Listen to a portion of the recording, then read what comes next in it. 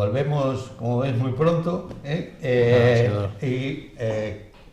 estamos hablando de cirugía plástica, estética, reparadora, con el doctor Juan Ramón Sanz Jiménez Rico, desde su consulta aquí en la Clínica Sanz en Castelar. Hablábamos de la abdominoplastia, que es uno de los un procedimiento que se me ocurrió al azar, pero me hablabas de que había otro que era el más frecuente, que era la cirugía de mama. ¿Qué hacéis en las mamas? ¿Qué cirugías? ¿Hay reductoras? ¿Hay agrandamientos? ¿Hay en los postquirúrgicos de neos de mama? ¿Qué se puede hacer? Cirugía mamaria. La cirugía mamaria es un mundo, y de hecho en Estados Unidos hay cirujanos que solo se dedican a hacer cirugía mamaria. Nosotros en nuestra práctica diaria hacemos mucha cirugía mamaria y básicamente se pueden hacer, los problemas por los que consultan las pacientes son de doble índole, como siempre en nuestra especialidad, problemas más centrados en la estética y problemas más centrados en la reconstrucción.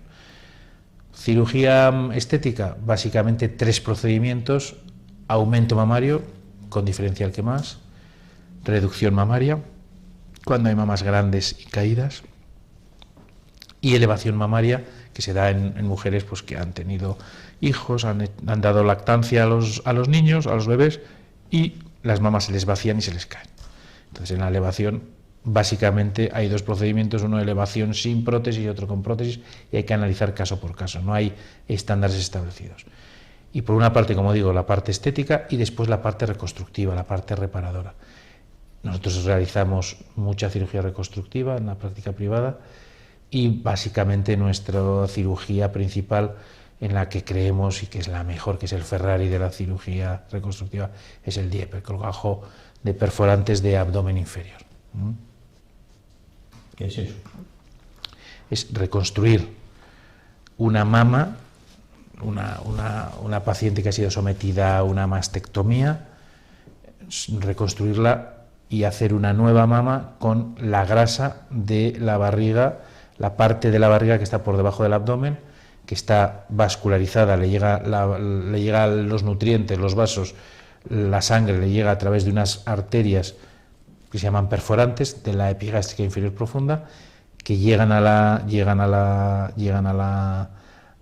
abdomen y se arborizan por todo el abdomen inferior. Entonces cogemos esa arterita pequeña, sacamos lo que queramos para reconstruir esa mama y lo trasplantamos y lo anastomosamos con microcirugía aquí a la arteria mamaria interna y nos queda una mama natural, porque la grasa del abdomen inferior, desde un punto de vista de tacto, es idéntica, prácticamente idéntica a una mama, al tejido mamario, que tiene grasa y glándula, pero es prácticamente idéntica. Y podemos hacer una mama de forma, de proyección y de volumen idéntico o parecidísimo a la mama contralateral. De hecho, ahora en breves fechas tenemos una clínica Montpié ahora que hacer muy seguido tres reconstrucciones mamarias, una inmediata, además se puede hacer inmediata o diferida, es decir, quitar la mama y a continuación reconstruir la mama, o quitar la mama en un momento inicial, en una primera fase, y pasados 6, 12 meses, después de quimio o radio, hacer la reconstrucción de forma diferida. Vamos a hacer pues, una inmediata y 2 diferidas ahora, en breves fechas. Entonces, este tipo de reconstrucción, las pacientes realmente sí que sinceramente quedan satisfechas, porque no solo por la parte del oncólogo, del radioterapeuta, consiguen curarse la mayoría, afortunadamente hoy en día, de las pacientes, sino que después se curan desde un punto de vista mental, psicológico, de la mutilación a la mutilación terrible a la que son sometidas. Y desde el punto de vista, bueno, claro, una que tiene una mama grande, yo tuve una compañera que tenía más de 5 kilos en cada mama, y lo que padecía, no, a ella no le preocupaba su mama, le preocupaba el dolor de espalda continuo que tenía. 5 kilos, yo el caso de resección mayor que he tenido en mi vida es de 3 kilos en una mama y 2,5 kilos. Resecamos 5,5 kilos entre las dos mamas. Entonces las pacientes lo que hacen es de forma inconsciente por el peso de la mama, se incurvan, se doblan, y todos los vectores de toda la musculatura de la nuca y del tórax superior se altera, y entonces se producen tanto dolores de espalda, dolores de columna cervical, del cuello, y también incluso no es infrecuente la presencia de cefaleas, de dolores de cabeza.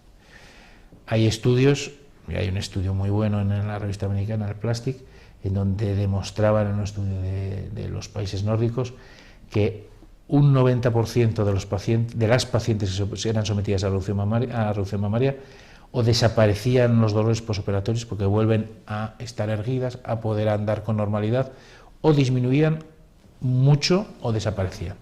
Ahora bien, hay un 10%, y eso se lo advertimos siempre, que a pesar de la cirugía, por otra serie de motivos, los dolores pueden persistir de alguna u otra manera y pueden seguir siendo un problema para la paciente. Y estamos hablando de un caso en que le quitas, en caso pues, que le has extirpado la mama, pero hay otros casos de mujeres, sobre todo jóvenes, que quieren, o de mediana edad, que lo que quieren es tener una mama más grande. Ha habido una famosa discusión con el tema de los implantes y las prótesis que ponéis dentro. Sí. Que si revientan cuando van en un avión, que si eso, ¿qué pasa con eso? ¿Es verdad? Mira, eso es otro de los mitos, y que es mentira. Nada tiene que ver el avión y las presiones de los aviones con las prótesis, que es un implante externo que está sometido, como todo implante, a las circunstancias de la vida, pero nada más. El aumento mamario, desde luego, es la cirugía más realizada en cirugía estética, y básicamente hoy por hoy los aumentos mamarios son personas que tienen poco pecho y que quieren aumentar el volumen de su pecho. Solo hay dos formas de hacerlo: o con prótesis, o una técnica que nosotros realizamos desde hace tiempo ya, y con la que nos hemos también formado con el maestro de esto, que es Curi en Miami, que es el lipofilling, el relleno con grasa. Ahora bien, el relleno con grasa aumenta el volumen muy moderadamente. Para conseguir un aumento de una talla tiene que la paciente tener suficiente grasa, tenemos que poder hacer una transferencia de grasa desde zonas, la cartuchera, los glúteos, el abdomen, hacer una liposucción, tratar esa grasa y después transferirla. Realmente lo que sí que funciona, y por donde van, digamos, para entendernos los tiros en este tema, es obviamente sigue siendo la reina la prótesis. Nosotros utilizamos prótesis de primera calidad, de gel cohesivo, y somos muy partidarios, salvo excepciones, de prótesis anatómicas, por una serie de razones que no vienen al caso, pero los mejores resultados se obtienen con prótesis anatómicas, las que se llaman en forma de gota, llaman las pacientes, con más o menos proyección, y sí que, como ayuda un poco la filosofía del cirujano de Boston, de Massachusetts, de Danny Del Vecchio, de añadir a la forma que consigues con una prótesis de aumento los pequeños defectos residuales que pueda haber, complementarlos y suplementarlos con lipofilling, con relleno graso. Entonces, la técnica mixta de aumento mamario con prótesis más perfeccionamiento de la forma con lipofilling es por donde están yendo los tiros en cirugía de aumento mamario. Y una cosa que a mí, que incluso os he visto trabajar en un quirófano, ¿cómo hacéis para que los dos pezones queden a la misma altura? No quede, porque pueden quedar uno para arriba y otro para abajo. Hombre, en aumento mamario suelen estar a la misma altura, salvo que haya una asimetría mamaria. En reducciones mamarias, pues eso es patrones desastre. Eso hay una parte que es, digamos, el gusto operatorio, la parte, entre comillas, de arte, aunque el arte en cirugía es mejor no tenerlo. Lo que hay que tener es mucho conocimiento, mucho estudio y mucha dedicación, pero después hay una serie de patrones, en concreto el patrón de Weiss para reducción mamaria, que está establecido, y que lo que hacemos es como un sastre toma medidas para un traje, pues nosotros vamos tomando medidas preoperatorias para lo que está a 30 centímetros pase a 22 o 23 o 21, y que después, si está a 30 y a 35, los dos acaben en 21. Entonces eso ya es trabajo de técnica quirúrgica. Después siempre hay pequeñas, sí, después de operar mides hay pequeñas asimetrías, puede un pezón estar medio centímetro más arriba, abajo, y después la anatomía, cuando hay pacientes, normalmente las mamas que tienen mucho volumen, el volumen hace que caigan, pero también que se vayan hacia los lados, sobre todo cuando las mamas que están implantadas lateralmente, y entonces nosotros tenemos reductor y ascensor de mamas, elevamos mamas y reducimos, pero no podemos hacer o sea, podemos subirlas y reducirlas, pero no podemos centralizarlas, con lo cual a veces los pezones quedan divergentes, y las pacientes también hay que advertírselos, lo advertimos, porque después se ven y se ven bien, se ven el volumen bien, la forma bien, la posición bien, y dicen, pero es que tengo los pezones mirando hacia los lados, y es que es así. Hay cosas que podemos mejorar, pero la técnica quirúrgica no permite dejar perfecto. Es cirugía estética, es cirugía reparadora, pero como yo les digo también, no es cirugía milagrosa. Así como el tema de mamas, hay distintos procedimientos que son estética pura, estiramientos faciales, por ejemplo. ¿En esto qué hacéis? ¿Les quitáis la piel? Depende de cada cara. Cada vez que vamos siendo mayores y nos vamos arrugando porque queremos tener la piel más joven. Hay procedimientos, sí. Nosotros, al final, en la cara, para que nos entendamos, hay dos partes. Lo que es la parte superficial, que es la piel y la grasa, y lo que es la parte profunda, que es lo que se llama el SMAS, el sistema músculo-aponeurótico. Y entonces hay un descolgamiento del sistema músculo-aponeurótico, son los cimientos de la cara, se van descolgando del hueso, y entonces por eso nos cae la cara, se nos pone flácido, nos salen los surcos nasogenianos, se nos acentúan, aparece esta barriguita en la mandíbula, y eso es el envejecimiento, digamos, de los cimientos. Y después la parte que yo llamo, y que a algunos pacientes les hace gracia, de chapa y pintura, la parte superficial, también envejece. Entonces hay que hacer un tratamiento integral. Por una parte, y para rejuvenecerlo, tratar el sistema músculo-aponeurótico, retensarlo, resecarlo, y hay distintas técnicas. Dependiendo del caso. ¿Queda bien? Sí, hay que estudiar bien el caso y los resultados son satisfactorios. Y después, lo que comentaba, no solo hay que tratar los cimientos, sino tratar la parte superficial. Entonces, con eso, a veces hay que hacer cirugías de resección cutánea, otras de readaptación, la mayoría de las veces, y después muchas veces hay que asociarlo a peelings, a procedimientos de exfoliación cutánea para mejorar la tersura de la piel. Además de la cirugía en la cara, también hacéis infiltraciones de botox o de otras sustancias. Depende de cada caso. En casos concretos de cirugía facial, en ocasiones hay que también, no te lo había comentado, asociar, además de un peeling, pues después de la intervención, poner toxina botulínica en ciertas localizaciones faciales para mejorar y disminuir las arrugas residuales que se puedan producir, los pliegues residuales que pueda haber. Eso por una parte. Y después los procedimientos de rellenos faciales, que es un tema que cada vez se hace más, dependiendo de los casos, dependiendo de las indicaciones. Tiene muy buenas indicaciones, y si está indicado, la paciente lo acepta, efectivamente.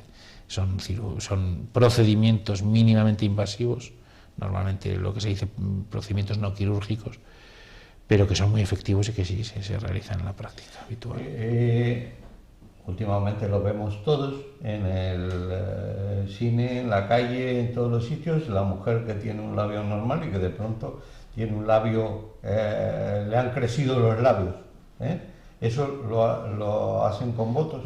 No, eso se hace con rellenos, sistema de relleno, o cirugía mucho menos frecuentemente, pero en algunas ocasiones lo que hay que hacer es lo que se llama queiloplastias, que es una resección del labio marginal disección del colgajo mucoso, del bermellón y la mucosa, y lo que hacemos es aumentar el rojo del labio, pero aumentamos, digamos, la superficie, el rojo, pero para aumentar el volumen del labio. Vuelta el labio, vamos sí, resecar un margen y disecar toda la parte roja, o hacer unas plastias que se llaman NVI, mucosas, para avanzarlo. Pero con eso conseguimos básicamente aumentar el rojo del labio, el bermellón del labio. Para conseguir volumen tenemos que recurrir a procedimientos de infiltración. Y una de las pocas localizaciones donde no funciona la grasa, que es un procedimiento de relleno muy bueno, es precisamente en el labio. Entonces hay que recurrir a otro tipo de rellenos que son efectivos y que quedan francamente bien si están bien indicados. Hay otro tipo de cirugía que también hacéis los cirujanos plásticos en general, que es tratáis las quemaduras. Sí. ¿Qué le hacéis a un quemado? Una de las partes importantes de los contenidos cuando nosotros en nuestra especialidad vemos la cartera general de servicios, una de las partes importantes son los quemados. Y los quemados, aunque parezca mentira, es un procedimiento muy frecuente, pero muy frecuente. Afortunadamente la mayoría de las quemaduras son banales y se curan con cualquier cosa. A pesar de que las maltratemos, se curan. El problema son las quemaduras graves. Entonces, es fundamental. Graves que como nos hablan generalmente de grados, ¿qué grado vendría a ser grave? Los grados, o sea, hay, según qué clasificación utilicemos, hay la clasificación que utilizamos más en Europa a través de la escuela francesa, que es quemaduras de primero, segundo y tercer grado. Realmente las de primer grado son las quemaduras solares, no tienen ninguna importancia. Bueno, tienen la importancia de que duelen mucho porque se irritan las terminaciones nerviosas, pero no traspasan lo que se llama la membrana basal.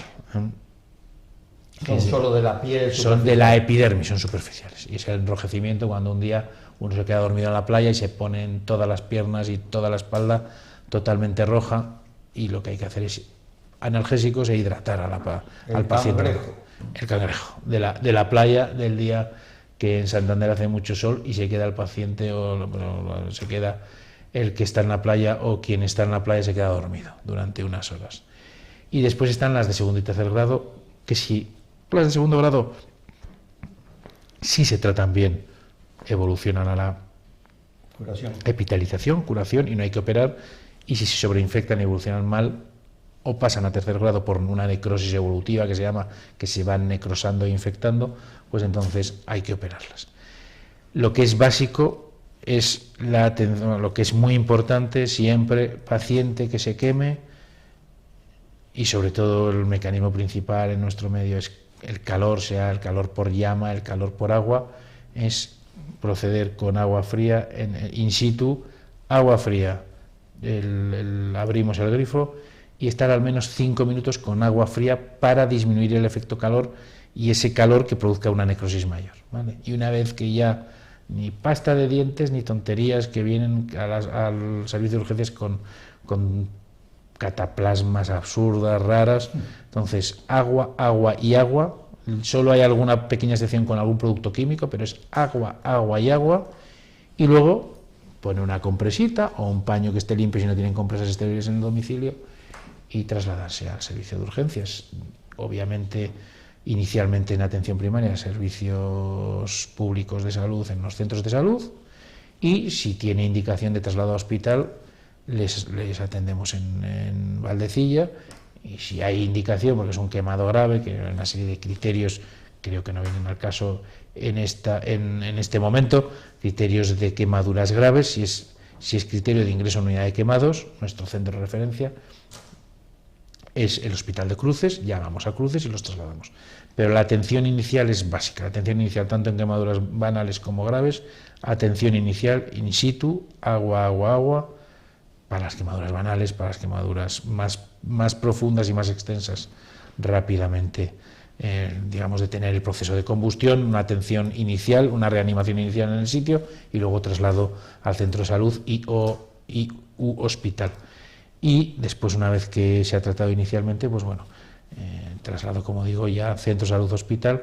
Y muy importante, no se les olvide ni a los pacientes, insistan, ni a los médicos, que no se nos olvida, pero que a veces puede pasar inadvertido inicialmente, vacunación antitetánica. Vacunación antitetánica en todos los quemados. En todos los quemados, siempre y cuando sean quemaduras de segundo o tercer grado y no tengan el calendario de vacunal al día, o duden de ello. Ante la duda, una dosis de recuerdo no es que no esté contraindicada, sino que es una excelente indicación. ¿Y qué cirugía le hacéis a un quemado? Bueno, supongo que será dependiendo... Dos tipos de cirugías.